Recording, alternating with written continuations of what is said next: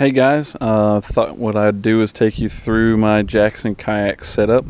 Several people asking about how we film, camera positions, where we hold things. So what I thought I'd do today is just kind of take you back on through exactly what my rig looks like on the water.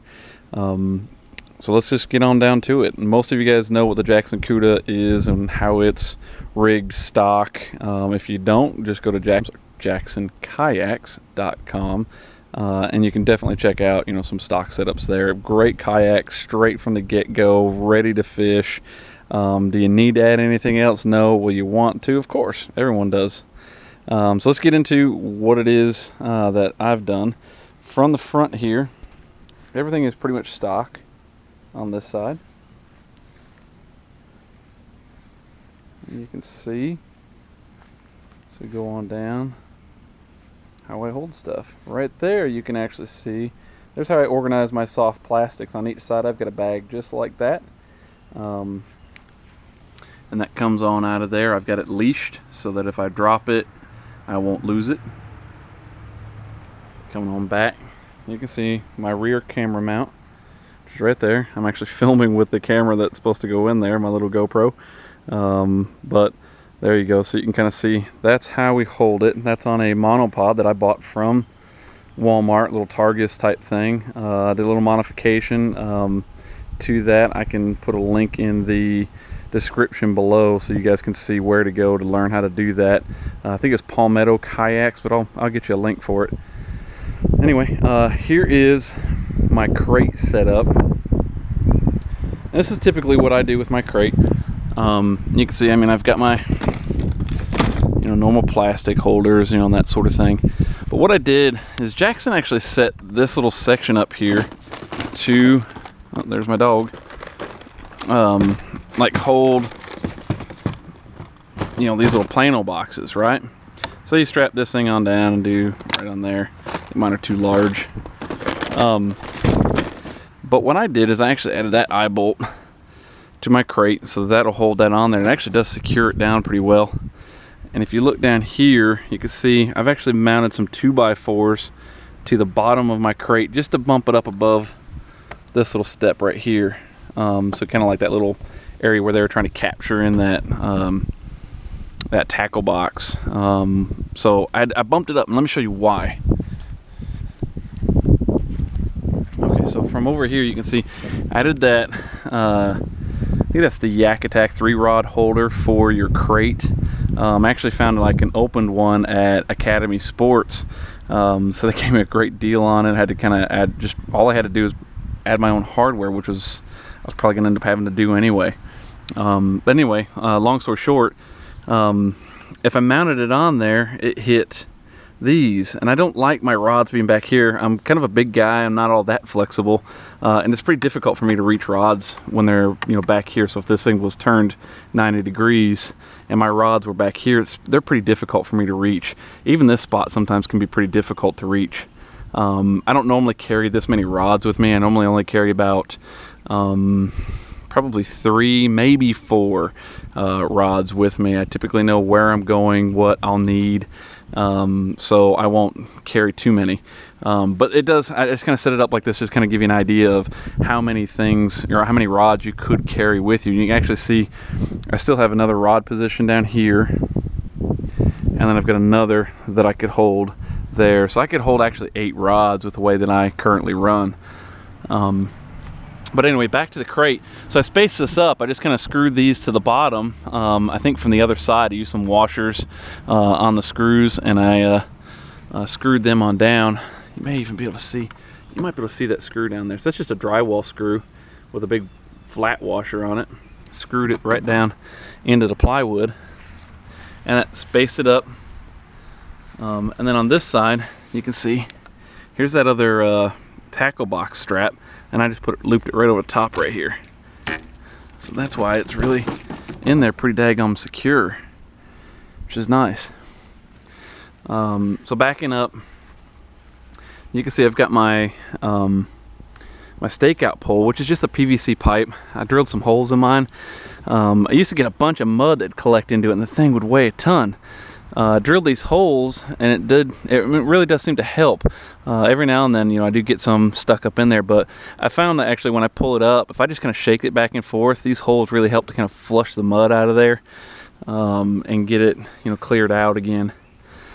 And I posted a picture on Twitter of when I added this. Really it's just a like a keychain ring, titled paracord to it, and then I, you know, just use one of the carabiners here to lock it onto that, so that I can run it to the front of the back with my anchor trolley if I need to, whatever I want to do.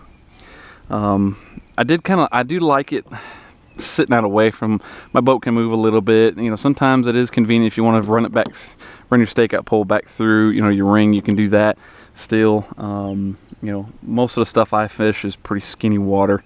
Anyway, long story short, so I did add that. I can detach it really quickly if I need to. If I've got something big, I don't want to break a line or whatever, and I want to let it go, you know, then I can do that. Anyway, so typically I keep that sitting right there. And it just sits right here in one of these rod, you know, things here, and I keep it strapped in so I can cruise on along. And I put this little T-fitting here on the end of it just so that it helps me kind of push it down in. That's all it's there for. I like keeping it strapped in as well because I don't have any flotation on this thing. I really probably should put like some pool noodle up here, you know, up at the top. So that way, you know, if I do drop it, the daggum thing will sink or float. So, because I think right now it'll just sink straight to the bottom. Anyway, so that's it. So let me like keep kind of taking you around and showing you. Typically when I'm fishing, I've got a rod sitting between my legs, and I've got this rod holder up here, this ram rod holder, you know, so you can put your rod down in there if you want to. And sometimes I do that when I'm standing up. So when I'm paddling, standing up, I'll put my rod right here, and then, you know, when I want to, I can just pull it on out of there, make a cast. Does kind of help me out a little bit.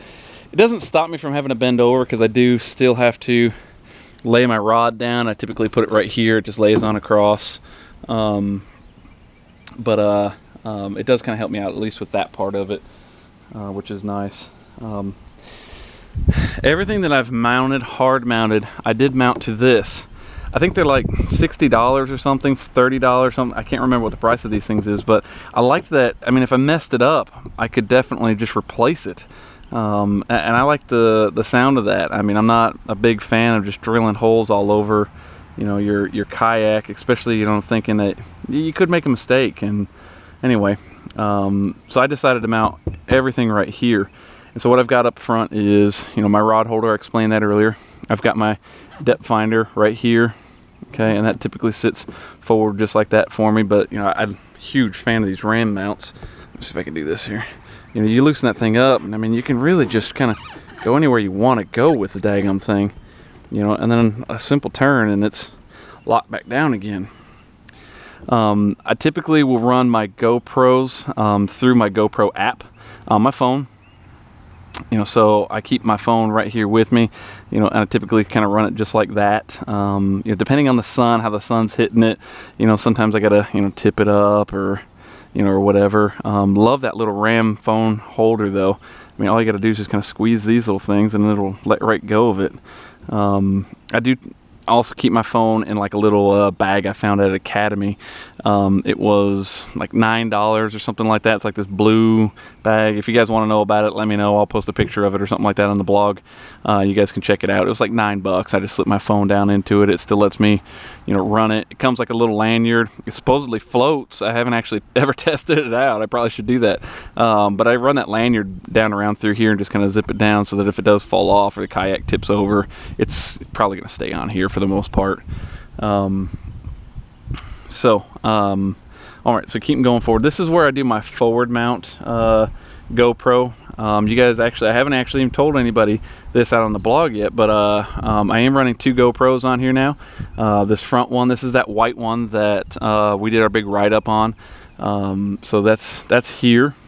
And That's great for like the, those glamour shots, or if you want to hold up a, a nice catch, you can just hold it right on up to it. You can do that Drew Gray grease on it, sort of, float them right in front of that, give you a good shot of the whole fish. It's cool. I mean, multiple angles always helps, kind of keeps that interest. Anyway, so that's there, and that's just with a suction cup mount. I used to tie that suction cup mount with like a lanyard to something else that's hard on there. Sometimes I would actually run it, suction cup it right here, but I've been moving it back here because it's just easier to change batteries. It doesn't change the camera position all that much as far as what you see. I think it actually helps kind of improve the view a little bit, so I started running it up here. And like I said, that's just a bunch of these little things here that they come with. I don't think I bought any extra other than the bike mount, but then that's just suction cupped right down on there, and that's it. I mean, doggone thing is really, I mean, you probably pick up the Kayak with that thing. Okay, moving on back. Let's see if I can show you this here. I've got my whistle just in case.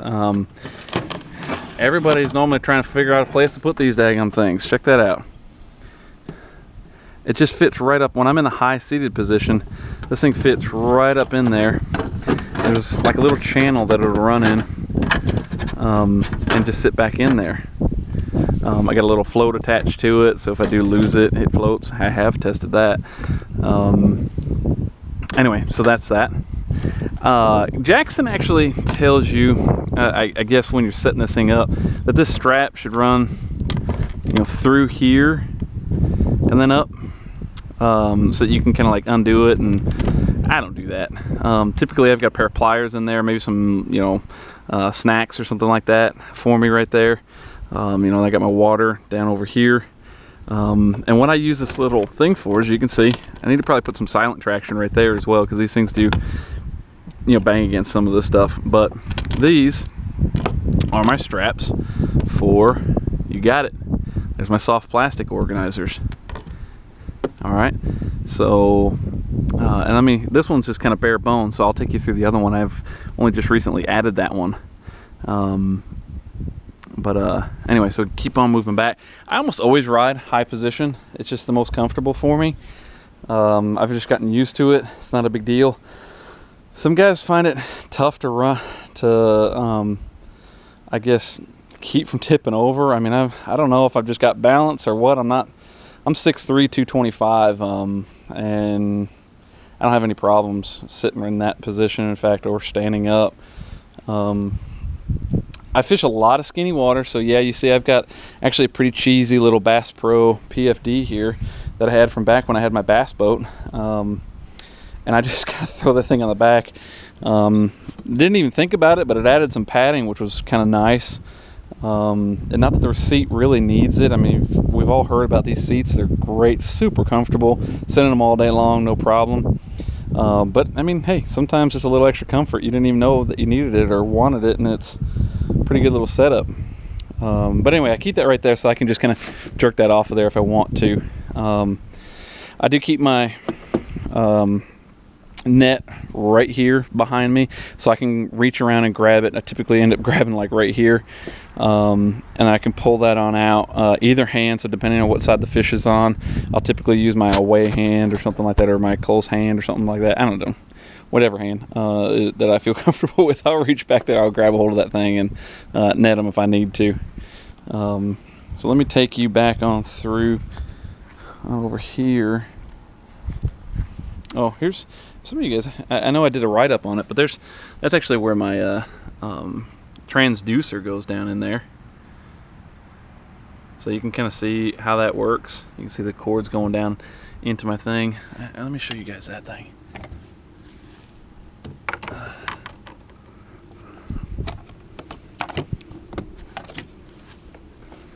All right, so down in there you can actually see my wires. I ran a bungee. I hope you guys can see this. Maybe you can if I put the GoPro down in there. But you can see there's these risers down in here, and I ran this yellow bungee around all of it, and then my battery just sits down in here, and the wires, I mean, it's kind of a flimsy lid, so the wires just come right on out. you know, and this just kind of keeps everything secure. If it takes a splash or something like that, you know, then it doesn't, you know, immediately get soaked. You know, it's not, certainly isn't waterproof, but you know, it does kind of help some. Maybe water resistant, I guess. I don't know. Splash resistant. Whatever fancy term you can come up with. All right, so let me take you on back here. And here's what I do. Typically when I'm sitting in my kayak, I pull this on out. This thing is just crammed full. All right. And this is how I run stuff. I keep, right here, this is from Bass, or not Bass Pro, Academy. You can see that's actually their brand. Awesome bags. But what I did is I think I even bought this from Walmart. But I took the bag down there when it was empty. This is hard to do with just one hand. Anyway, I'll try to do the best I can to show you guys this. Anyway, here's all my hooks. So I keep a lot of my, you know, my Texas rigs, you know, hooks, my shaky head hooks. I got some different stuff for like wacky rigs and stuff like that. You know, most of my wacky rig hooks over here. You guys know I love the wacky rig. Anyway, so, you know, big offset hooks, you know, some other, you know, just kind of stuff. Been really using a lot more hooks that are just giant hooks, just trying to get the hook further back on like a worm or something like that. Anyway, different story. So I keep that in here. Let me see if I can get this thing in here without, hey, look at that. Okay, so that part's done. Let me take you into this. The backside's even got something kind of special. All right, so there you go. All right, so obviously plastics, and I've got a couple just free floating in here, man. I mean, I didn't set this up, I didn't stage this. This is how it is. This is how I run. You know, lots of different worms. You know, different colors. There's probably some creature baits back in here. You know, there's some stuff right there. Creatures, some tubes, some lizards.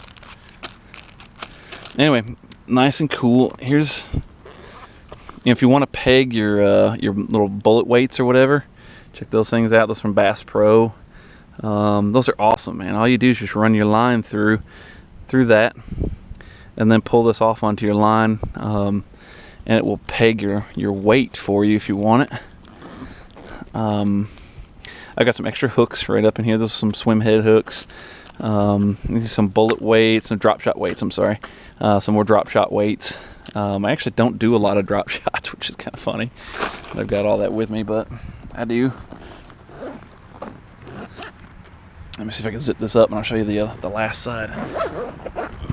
Okay, so now on this side, what I've got, I stuffed this in here. Some hooks that I bought, shaky head hooks. Seat comes in handy right now. But you can have some bullet weights. I think I've even got some split shot weights, because I do like using some split shot for wacky rigs. So that kind of helps out. And I can just stuff them right in here. Okay, so pretty much if you're going to run plastics all day, I could take just this one bag. I could leave that crate at home. Right? So if you know what you're fishing is plastics, I mean, you're good to go.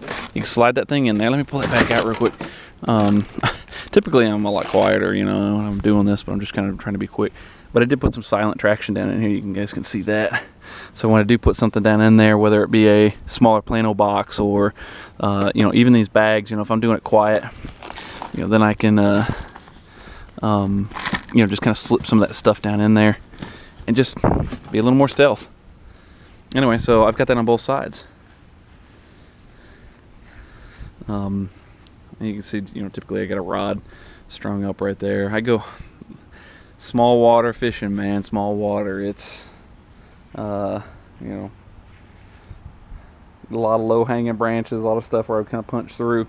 So I got to keep them rod tips protected a lot.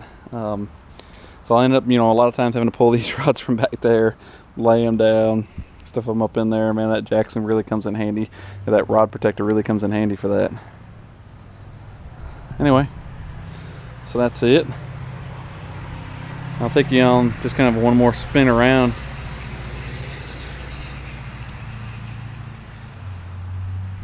You can see. Yeah, check that out. You can kind of see that that measuring device. That you can see how it pokes through.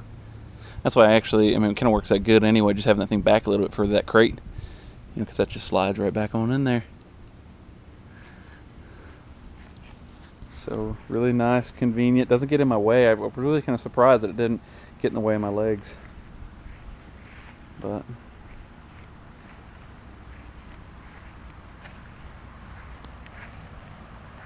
there you go.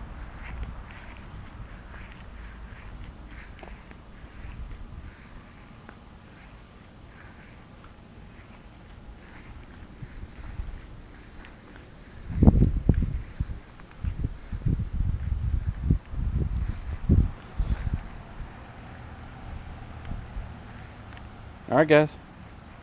Thanks for checking it out. Remember, if you like our videos, if you like what we do, please, subscribe. We'd appreciate it.